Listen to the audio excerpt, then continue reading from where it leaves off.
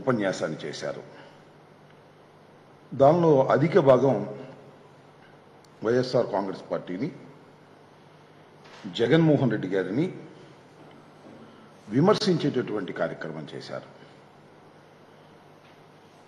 Telugu Desam party 5 సంవత్సరాలు ఈ రాష్ట్రంలో పరిపాలన చేసినప్పుడు రైతులకు తీవ్రమైన అన్యాయం జరుగుతున్న రోజుల్లో ఏ రోజున కూడా రైతుల పక్షాన నిలబడి మాట్లాడినటువంటి సందర్భమే లేదు. రైతులకు రుణమాఫీ చేస్తానని చెప్పి సుమారుగా 86,000 కోట్ల రూపాయలు రుణమాఫీని ఎగ్గొట్టినటువంటి సందర్భంలో కూడా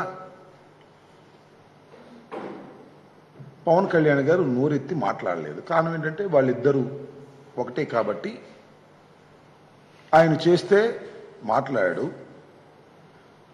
రైతుల పక్షాన నిలబడి రైతుల కోసం అహర్నిశలు ప్రయత్నం చేస్తున్నటువంటి జగన్మోహన్ రెడ్డి గారి గురించి తప్పు లేకపోయినా ఏదో ఒకటి బురద జల్లే కార్యక్రమం చేసేటటువంటి కార్యక్రమం చేస్తున్నారు.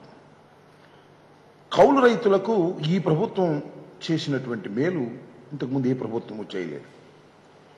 అగ్రిమెంట్ ఉన్న ప్రతి కౌలు రైతుడికి కూడా మనం ఈ కార్యక్రమాన్ని ఇచ్చేటటువంటి కార్యక్రమం, రైతు భరోసా ఇచ్చేటటువంటి కార్యక్రమం చేస్తున్నాం. 13,500 రూపాయలు.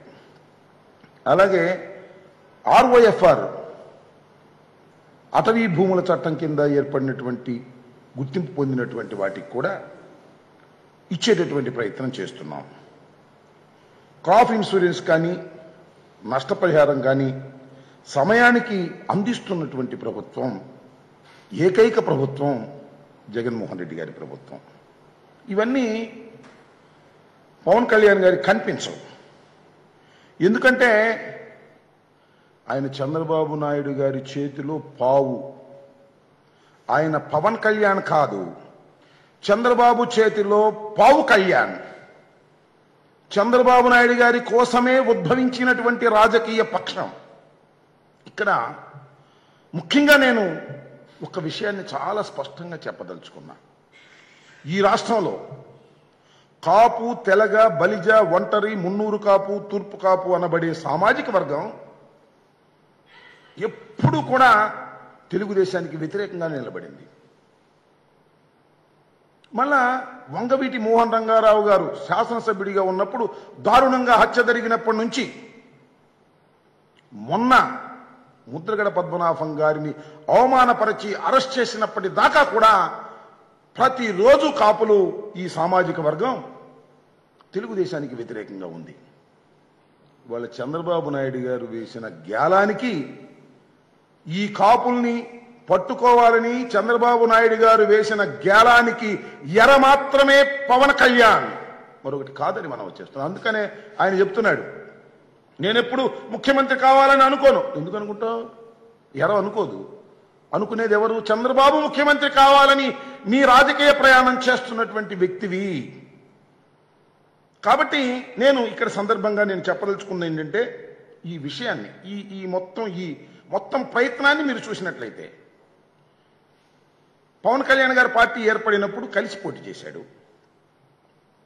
రెండవసారి 2014లోనేమో కలిసి పోటీ చేశారు. 2019లోనేమో విడివిడిగా పోటీ చేశారు. ఎందుకంటే చంద్రబాబు నాయుడు గారి యాంటీ ఓటు డివైడ్ కావాలనేటువంటి ఉద్దేశంతో ఆయనకి సహకరించి ఆయన గెలవాలని కోరుకొని వేరేగా పోటీ చేశారు.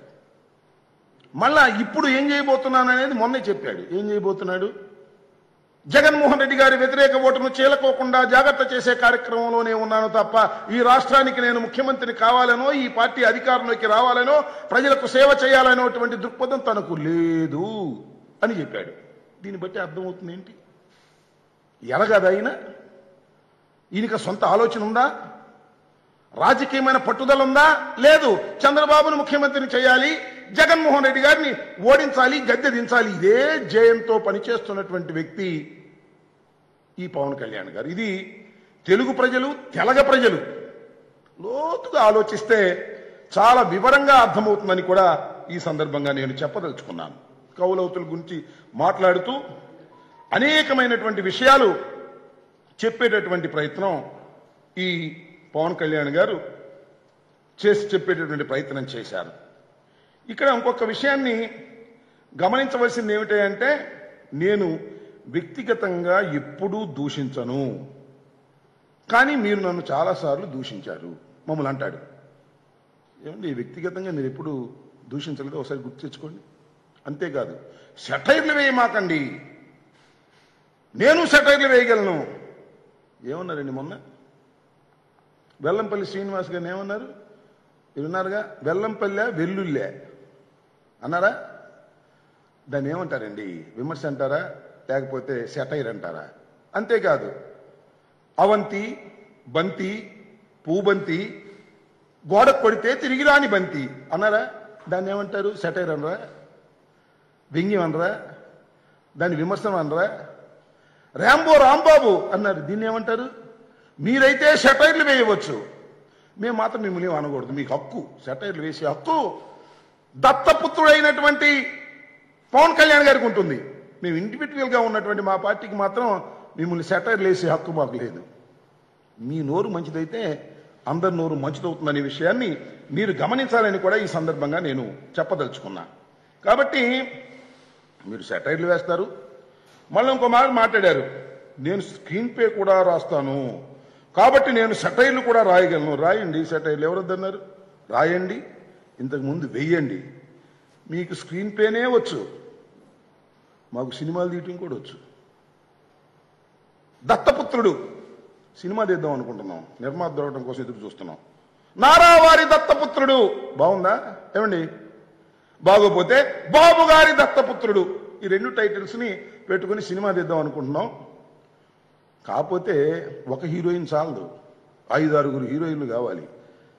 కాబట్టి నిర్మాతలు దొరకడం కష్టంగా ఉంది, దర్శకులను ఎవరో ఒకరిని పట్టుకొస్తాం.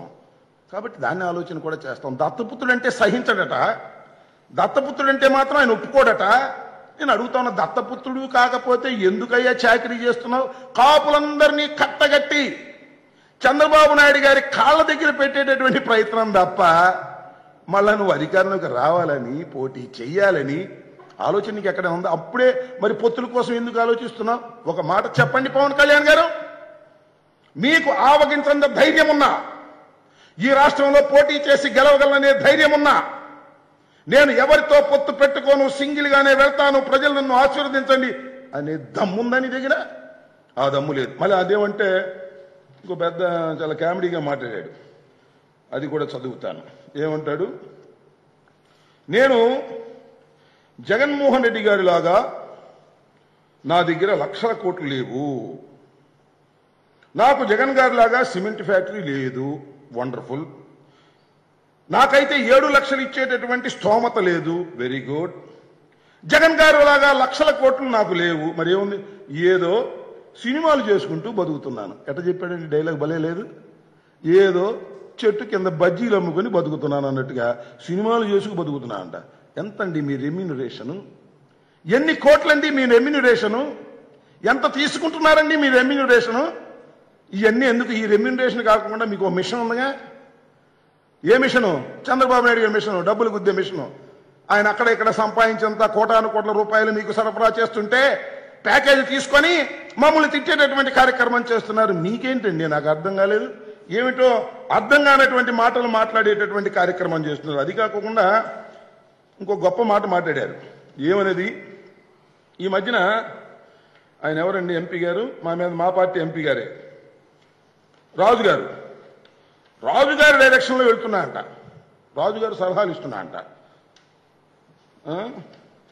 రాజుగారితో మాట్లాడితే ఈ మధ్యన, అలాగే ఇటీవల నరసాపురం ఎంపీ రఘురామకృష్ణరాజు గారు కొన్ని సూచనలు చేశారట. ఆహా, మంచి డైరెక్షన్లో ఉన్నారండి పవన్ కళ్యాణ్ గారు.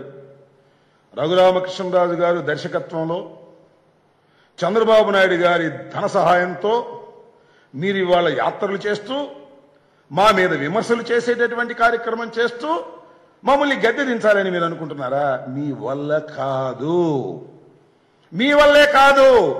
మీరు ఎవరికైతే దత్తపుత్రుడిగా ఉన్నారో ఆ చంద్రబాబు నాయుడు గారి వల్ల కూడా కాదు. నేను మనవి చేస్తున్నానండి, ఈ రాష్ట్రంలో అవినీతి లేనటువంటి ఒక చక్కని పరిపాలన, రైతులకు మేలు చేయాలనేటువంటి తాపత్రయంతో పనిచేస్తున్నటువంటి ప్రభుత్వం.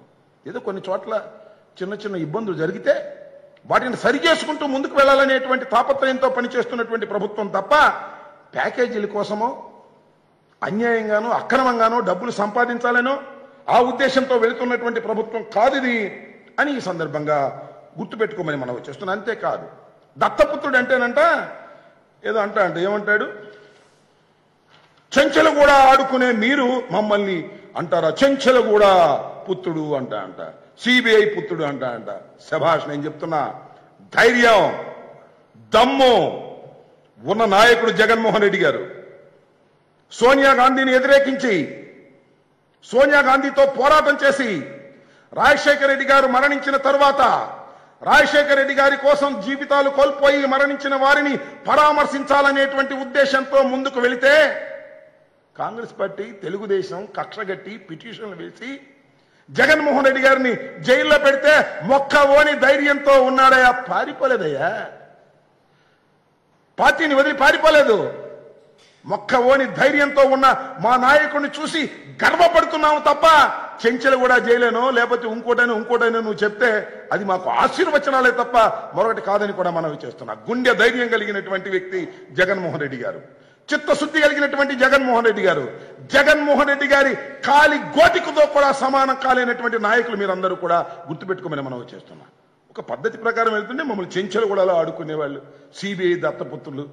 మాకు ఆ కర్మేం పట్టలేదని కూడా ఈ సందర్భంగా నేను చెప్పదలుచుకున్నాను. కాబట్టి పవన్ కళ్యాణ్ గారు కానీ లేకపోతే ఆయన నాయకుడైనటువంటి చంద్రబాబు నాయుడు గారు కానీ ఆలోచించుకోండి. అసలు పవన్ కళ్యాణ్ గారికి అరెస్ట్కి కన్వెన్షన్కి తేడానే తెలియదు.